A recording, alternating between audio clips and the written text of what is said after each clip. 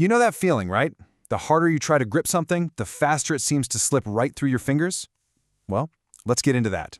Because today, we're going to unpack this really powerful, kind of paradoxical idea that the only way to truly find your life is to first be willing to let it go. And this verse, this is pretty much the key that unlocks our entire story today. I mean, think about it. It's a statement that just flips everything we think we know about success and survival completely on its head. It's a divine paradox for sure. But you know what else it is? It's an invitation. So let's kick things off with a question, something to just kind of mull over as we go. What if that white-knuckle grip you have on your plans, your dreams, even your worries, what if that's the very thing holding you back from a deeper, more meaningful life? All right, so our first stop on this little journey is figuring out why this whole idea feels so strange. We're about to step into what you might call an upside-down kingdom, a place where all the rules are the exact opposite of everything we've ever been taught. And yeah, there's a reason it's called a radical paradigm shift. This is not just some small adjustment in your thinking. No, it's a complete 180-degree turn from the logic our entire culture's built on, right? The culture that screams at us to win, win, win. But in this kingdom, losing is actually how you find what you're looking for. And surrender, that's the ultimate victory. And this is where you can really feel that core tension, can't you? I mean, every ad, every movie, pretty much every piece of advice we get seems to be yelling, look out for number one, protect yourself. But this ancient wisdom, it points to a totally different path. It's a path that goes from protecting yourself to surrendering yourself. Okay, but let's be real for a second. Letting go sounds great on paper, but wow, is it hard? It's not our first instinct, is it? We want to hold on, to be in control. So let's dig into that. Why the struggle is so real, and what exactly are we clinging to so tightly? So you've basically got two completely different playbooks for life. On one side, you have the world's way. Preserve yourself, control your destiny, chase your own ambitions. And on the other side, you have this upside-down kingdom, which suggests, hey, try selfless surrender. Trust in God's purpose, and find a joy that has nothing to do with your own personal scoreboard. And this brings us right back to that image we started with. You know, trying to hold sand in your fist. The tighter you squeeze, the faster it slips away. And what we're learning here is that our lives, our plans, our desperate need for control, it all works the exact same way. That tight grip, the one we think is securing everything, is actually the very thing that makes us lose it. So what is this sand that we're all clinging to? Well, it's our biggest dreams for the future. It's those deep down desires we have.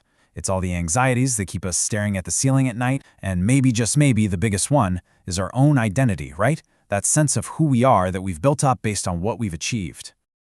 All right, so we get the problem, we see the struggle.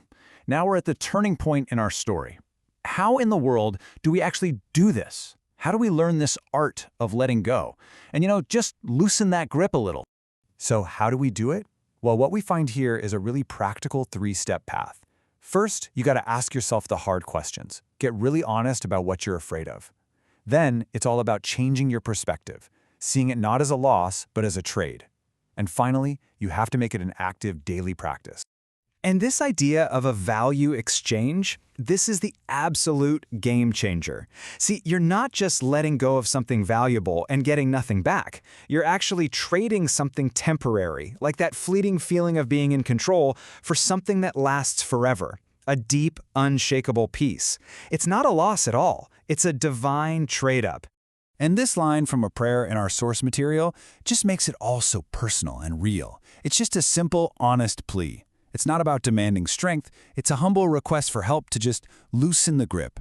It shows that surrender isn't a one-time thing, it's a process, and it's okay to ask for help with it. Which brings us to the final chapter of our journey. We've talked about the struggle, the turning point, now for the resolution. So what's the reward? What is this amazing life that you're supposed to find after you've let everything go? Well, the first reward is a life of real, profound significance. It's what happens when you stop living just for yourself and you start plugging into a purpose that is so much bigger than your own little plans. You start to discover what this wisdom calls the true essence of living. And the second reward? It's that unshakable peace. And we're not just talking about quiet. This is that deep, profound calm that settles over you when you're no longer being crushed by the weight of all your anxieties. It's the peace that comes from trusting you're in loving hands. And that creates a kind of resilience that no amount of control could ever buy you. So, we've come full circle, haven't we? The paradox is resolved. The big secret is that letting go isn't the end, it's the beginning. It is the pathway to a life that isn't just found, it's more beautiful and more transformative than the one we were so desperately trying to save in the first place. And so, I'll leave you with one last question, a really personal one. As you think about everything we've talked about, just look at your own life. What's that one dream, that one anxiety, or that one piece of your identity that's just waiting for you to finally loosen your grip? You know, this message, finding freedom in surrender, it's so powerful, isn't it? It goes against everything our culture tells us, but it offers a path to a life with so much more meaning and peace. In closing, if this resonated with you, like and share this link, www.youtube.com/dailywisdom-y2r. It really helps the channel reach more people who might need to hear God's word. Again, that's www.youtube.com/dailywisdom-y2r.